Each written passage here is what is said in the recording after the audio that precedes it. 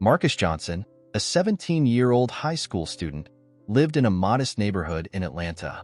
Every morning, he walked to school, his mind filled with dreams of a better future.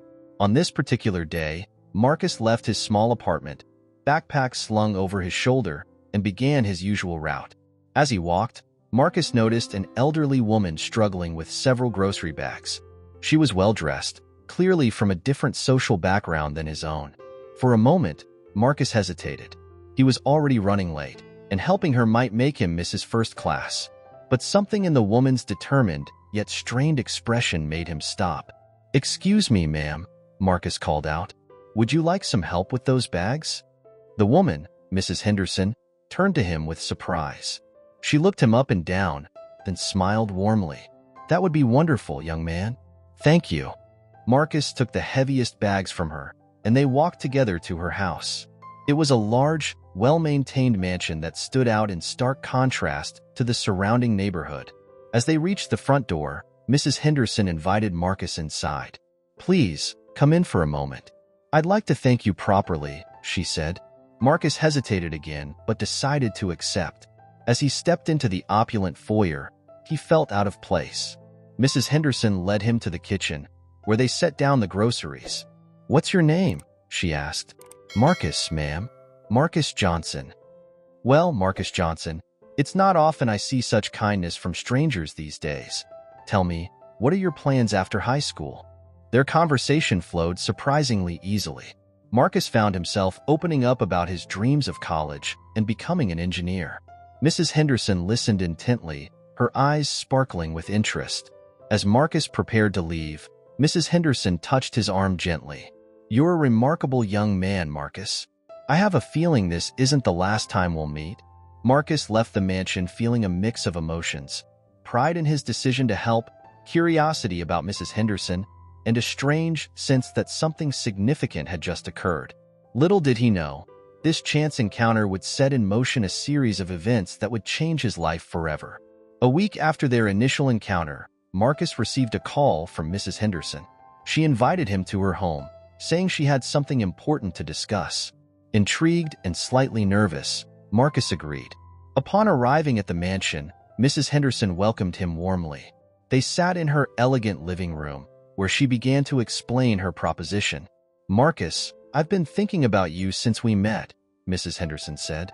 "Your kindness and ambition impressed me deeply. I want to help you achieve your dreams." She then revealed her offer: a full scholarship to Westfield Academy, one of the most prestigious private schools in Atlanta. Marcus sat in stunned silence as Mrs. Henderson outlined the opportunity: tuition, books, and even a stipend for living expenses. "But why me?" Marcus finally asked, his voice barely above a whisper. Mrs. Henderson leaned forward, her eyes serious. "Because I see potential in you, Marcus. Potential that shouldn't be wasted due to lack of opportunity." Marcus felt overwhelmed. This was a chance beyond his wildest dreams, but doubt crept in. He thought about his current school, his friends, and the vast difference between his life and the world of Westfield Academy. "I don't know if I'd fit in there," he admitted. Mrs. Henderson nodded understandingly. "It won't be easy, but I believe you have the strength to adapt and excel.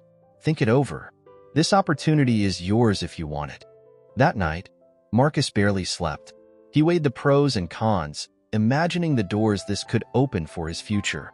He also worried about leaving behind everything familiar. In the morning, after a long talk with his mother, Marcus made his decision. He called Mrs. Henderson and accepted her offer. "I won't let you down," he promised, his voice filled with determination. "I know you won't," Mrs. Henderson replied, her tone warm with approval. As the call ended, Marcus felt a mix of excitement and trepidation. He knew his life was about to change dramatically, but he was ready to face the challenges ahead. This was his chance to build a better future, and he was determined to make the most of it.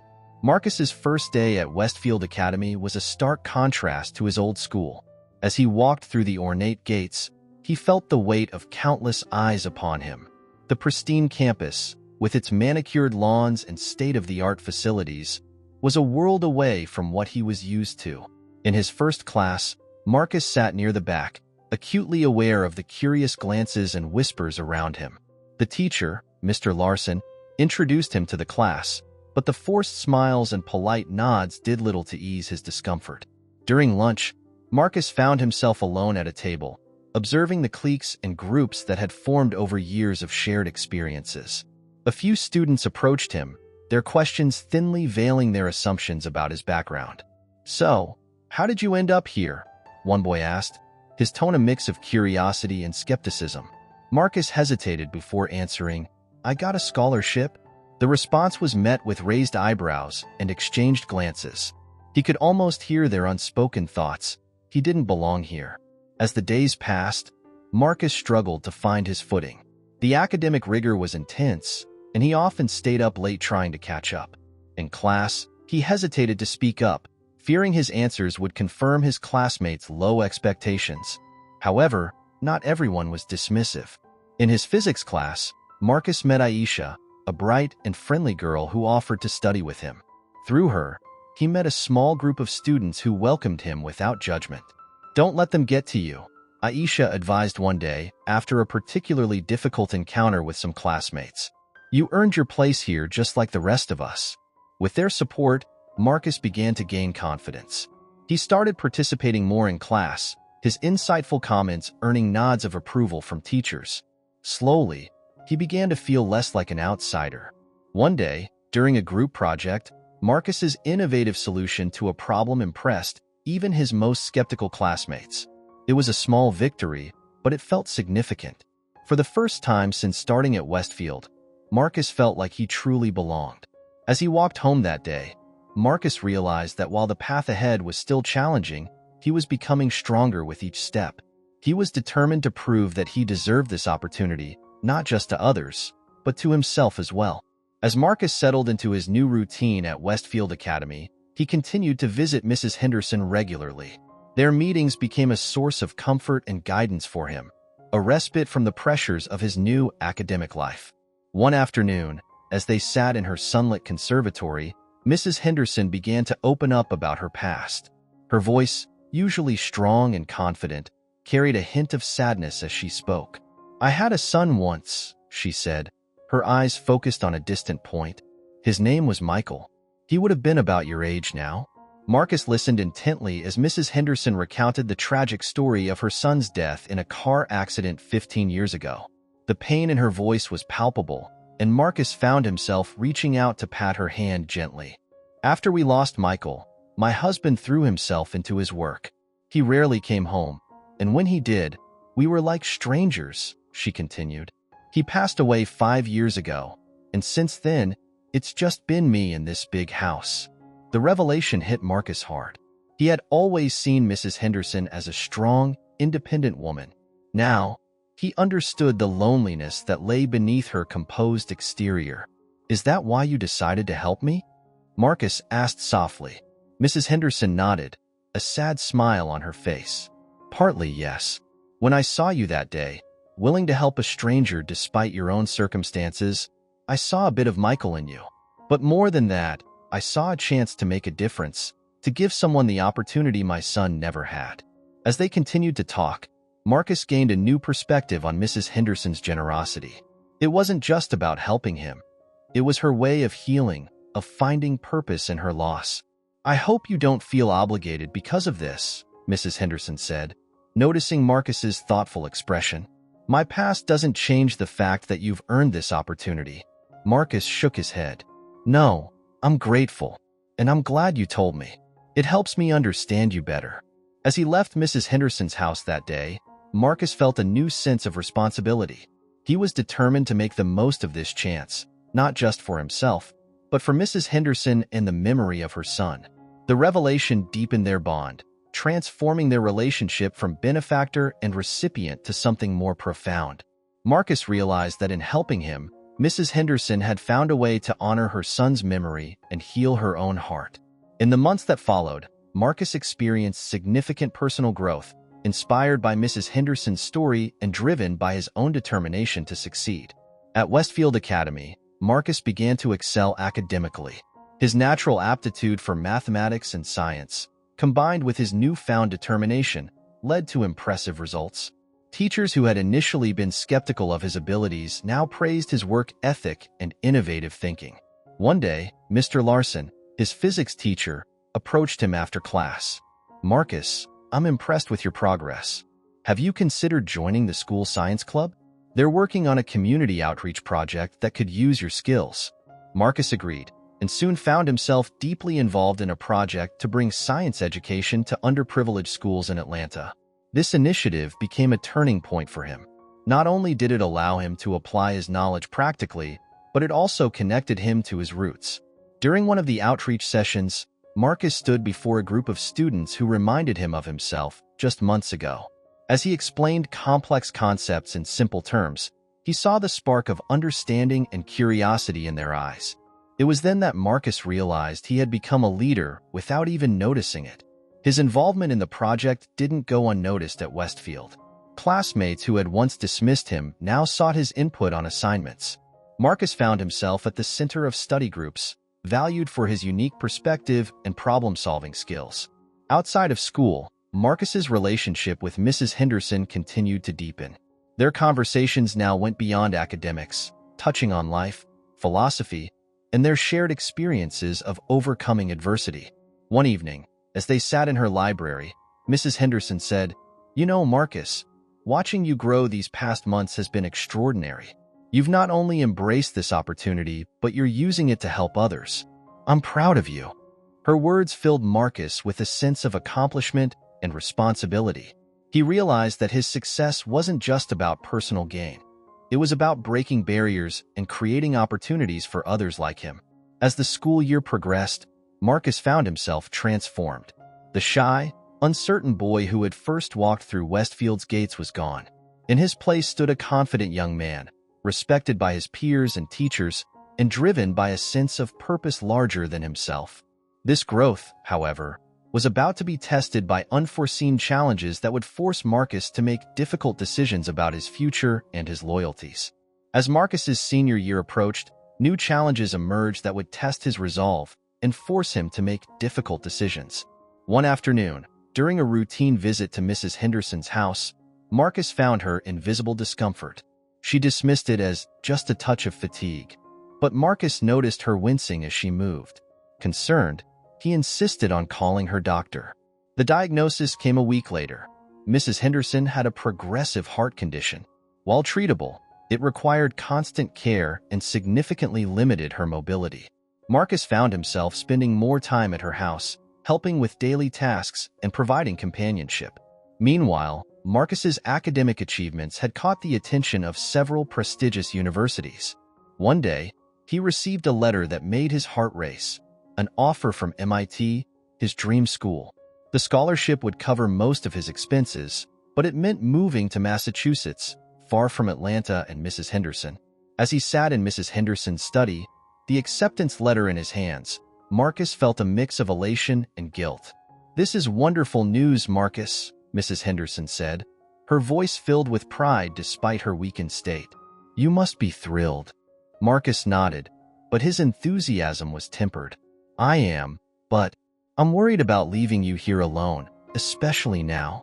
Mrs. Henderson reached out and patted his hand. "My dear boy, you can't put your life on hold for me. This is your future we're talking about." But Marcus couldn't shake off his sense of responsibility.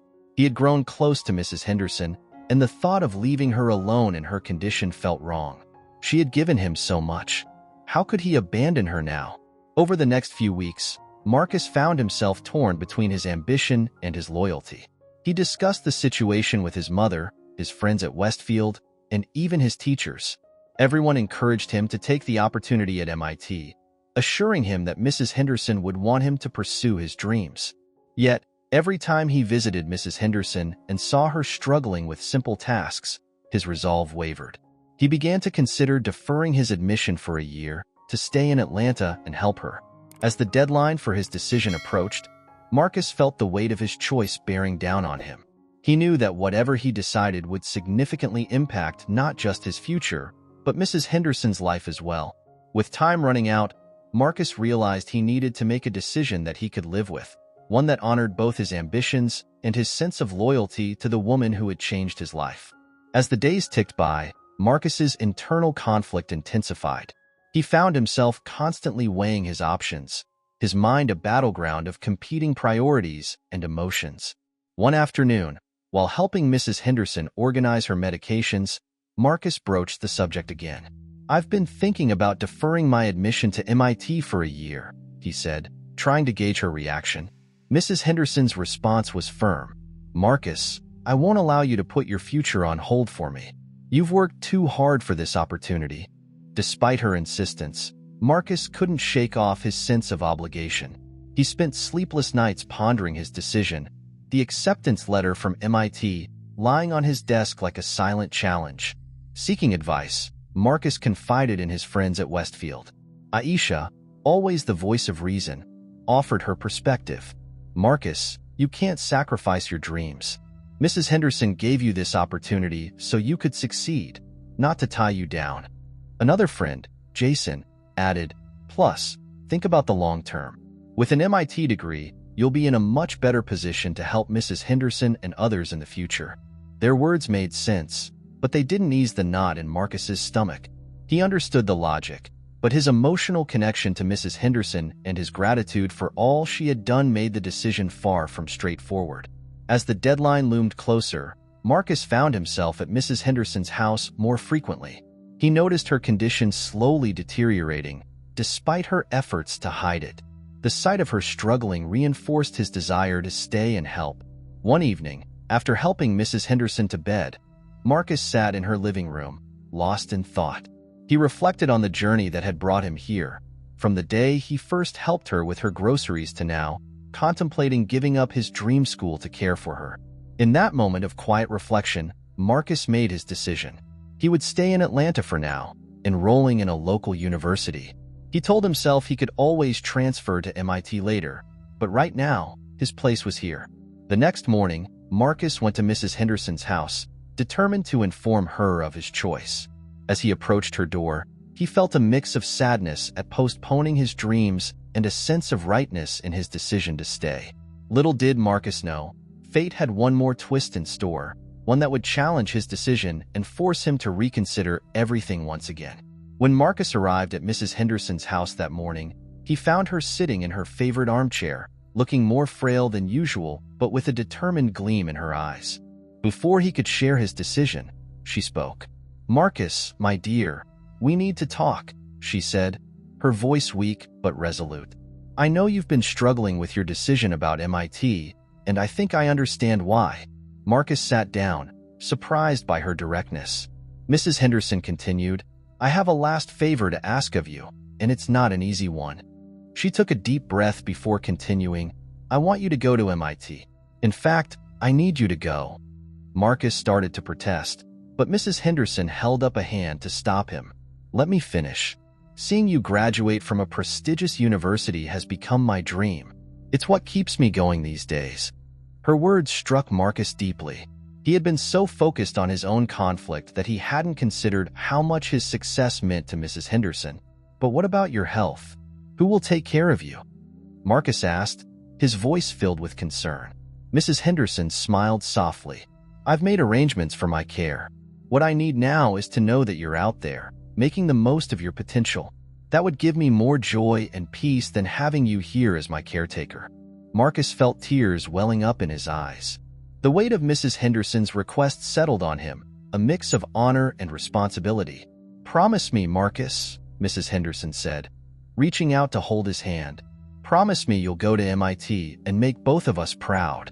In that moment, Marcus realized that sometimes true generosity means accepting help and fulfilling the dreams others have for us.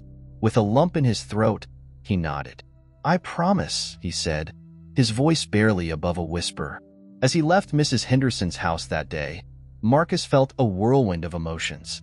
He was grateful for Mrs. Henderson's selflessness, excited about the future at MIT, but also anxious about leaving her behind. He knew the road ahead would be challenging, but he was determined to honor Mrs. Henderson's wish. It wasn't just about his future anymore. It was about fulfilling a promise that bridged 2 generations and 2 very different lives. Just weeks before Marcus was set to leave for MIT, a late-night phone call shattered the calm. Mrs. Henderson's nurse informed him that she had been rushed to the hospital after collapsing at home. Without hesitation, Marcus raced to the hospital, his heart pounding with fear and worry. Upon arrival, he found Mrs. Henderson in the ICU, connected to various machines. The sight of her, usually so strong and dignified, now frail and vulnerable, hit Marcus hard. The doctor's words blurred as he explained her condition: a severe heart attack, touch-and-go prognosis. For the next 48 hours, Marcus barely left the hospital. He sat by Mrs. Henderson's bedside, holding her hand, talking to her unconscious form about their shared memories and his plans for MIT. The irony wasn't lost on him. Just as he was preparing to honor her wish by leaving, fate seemed determined to keep him in Atlanta. During a quiet moment in the early hours of the morning, Marcus found himself alone with his thoughts. He reflected on the journey that had brought him here, from a chance encounter on the street to this hospital room. The weight of the decisions ahead pressed down on him. Should he defer his admission to MIT now? The thought of leaving while Mrs. Henderson was in this condition felt impossible. Yet, he could almost hear her voice urging him forward, reminding him of the promise he made. As dawn broke, bringing no change in Mrs. Henderson's condition, Marcus stepped out of the hospital for some fresh air.